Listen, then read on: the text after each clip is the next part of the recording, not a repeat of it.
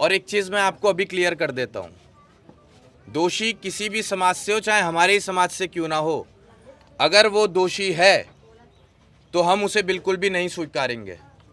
सज़ा मिलनी चाहिए और ऐसी सज़ा मिलनी चाहिए जिससे उस पीड़ित परिवार को संतुष्टि मिले।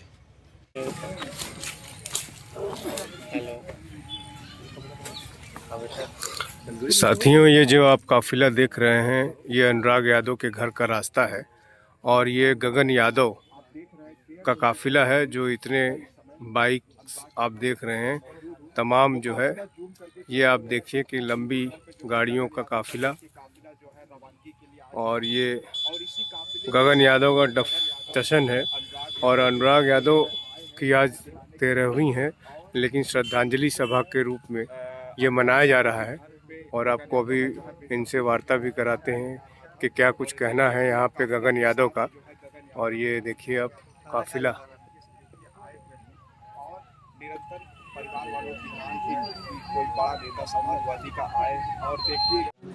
यादव वाली बात कहाँ से आ गई है? यहाँ बात भाजपा की और समाजवादी पार्टी की नहीं है, जो मैं पिछले कुछ दिनों से देख रहा था। जो एंगल इसको मीडिया देने का सोच रहा था,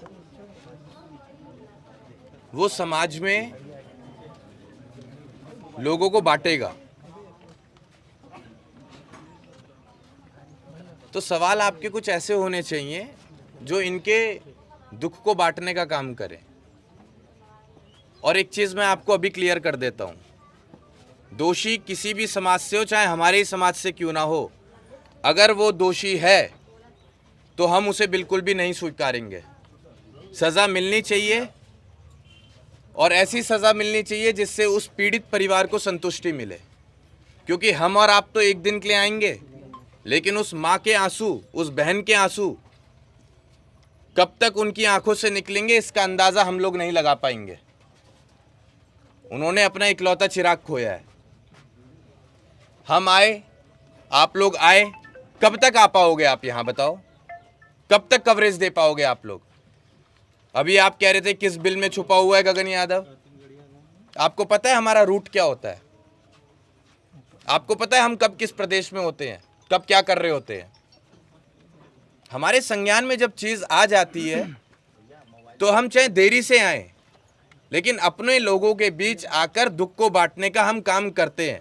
और हम यहाँ भी आकर कोई झूठा आश्वासन देने नहीं आते हैं। हम जितना बोलेंगे उतना करके दिखाएंगे।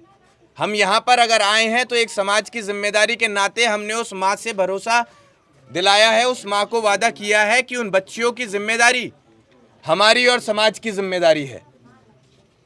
और जो हम कहकर जा रहे हैं वो हम करके दिखाएंगे। अब इससे ज्यादा आपको हमसे क्या चाहिए? सजा मिलनी चाहिए दोषी को, सजा मिलनी चाहिए दोषी को, आर्थिक सहायता होनी चाहिए। इसके लिए मैं क्यों ढोल बजाऊं भाई कि आर्थिक सहायता करो परिवार के लिए? ये तो हमारी नैतिक जिम्मेदारी है कि हमें इतना समझना चाहिए कि कब परिवार को किस चीज की कमी है, उस कमी को हम लोग पूरा करें। मीडिया से आ जाएगा हमारे पास पैसा, मीडिया के लोगों ने ही शुरुआत की थी। ये तो हमें करना पड़ेगा ना, मिलके हमें मिलके करना पड़ेगा। हमें समझना पड़ेगा कि क्या चीज जरूरी है। अगेन मैं आपको एक चीज कह देता हूं, आप मुझसे ये बात करें कि मेरी क्या बात हुई है, मैं क्यों आया हूं। रही बात अखिलेश यादव जी की, मैं तो ये भी कह सकता हूं कि योगी जी क्यों नहीं आए यहाँ पे, प्रदेश उनका नहीं है। ये क्या यादव समाज ने उनको सपोर्ट नहीं किया है? नहीं, प्रदेश कौन चला रहा है आज? योगी जी। तो योगी जी को नहीं आना चाहिए था यहाँ पे। तो यहाँ पर राजनीतिक बातें ना करिए आप। मैं यहाँ भाजपा समाजवादी पार्टी नहीं करने आया हूँ, यहाँ मैं परिवार का दुख बांटने आया हूँ। और मैं चाहता हूँ अपने पत्रकार साथियों का, मीडिया वालों का मैं धन्यवाद करता हूँ कि आपने इस बात को हम तक पहुँचाने का काम किया और पूरे देश में इस मुद्दे को आपने लोगों के बीच लाने का काम किया। और उसी के साथ प्रधान जी का बहुत बहुत धन्यवाद कि वो अब तक पीड़ित परिवार के साथ डटकर खड़े हुए हैं। तो आज जो है 13 दिन हो चुका है, अभी तक कोई ठोस कार्रवाई नहीं हुई, तो इस पर जो है किस तरह से अब मैं आपसे पूछूंगा आप कैसी कार्रवाई चाहते हैं, वैसी कार्रवाई होगी यहाँ पर। बताइए क्या चाहते हैं। यही कि जो परिवार के लोग का भी कहना है कि उन लोग भाई जो परिवार हैं उनके हिसाब से भी चलना होगा। उन लोगों का कहना है कि इनके जो घर है, मकान बनाया गया है, ये सरकारी जमीन में है, उसको गिराया जाए। और बताइए। अब एक काम कीजिए आप, एनकाउंटर होना चाहिए, जैसे खून का बदला खून। और ये भी कहना है कि घर बुलडोजर से तुरंत ध्वस्त होना चाहिए, आजीवन कारावास भी होना चाहिए जो लोग न्यायपालिका का विषय है उस पे अब आप एक काम कीजिए, बुलडोजर चले या ना चले, लेकिन जब वो